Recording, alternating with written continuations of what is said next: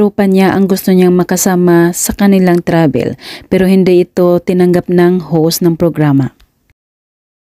Ang gusto ko isama tropa ko dito sa Jimmy. Wow, sino mga tropa mo? Sila Roro? Uy, busy sa Roro.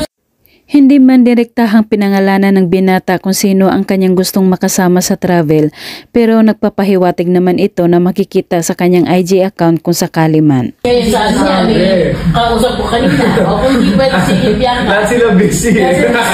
Siyempre, makita nyo naman sa feed ko yun.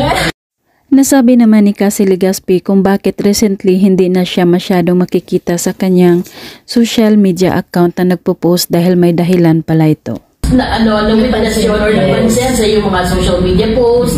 Pero yung mga friends ko and my family, papansin nila na parang medyo tumuplay ka. Yeah, Kaya pala biglang payat ng dalaga ngayon dahil na-diagnose ito na may hypothyroidism at ayon pa nito biglang matamlay siya.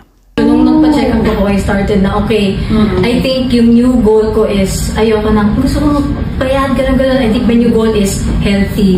And nung na-change yung mindset ko na gusto. At dahil doon kaya pumayat ang dalaga at ikinabahala ito ng kanyang pamilya pero ngayon ay fully recover na siya at makita ng kanyang sigla. Maging healthy. Aba! Fuck!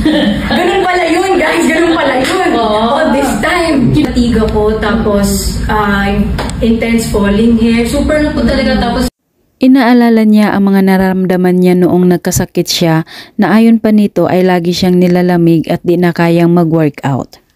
Palagi kong nilalamig. Parang may fever ako palagi pero fever na nilalamig. Parang hindi ko ma-explain but always sick. Tapos di na ako kaya mag-gym, mag-workout. At ang kanyang natutunan sa karanasan na yon na ayon pa kay Cassie ay kailangan laging alagaan ang sarili at healthy palagi. Hindi ako madaldal. Who is Cassie without being madaldal? Sabi ko talaga, alam mo, at this point, Cassandra, huwag ka na gusto ko maging healthy ka muna.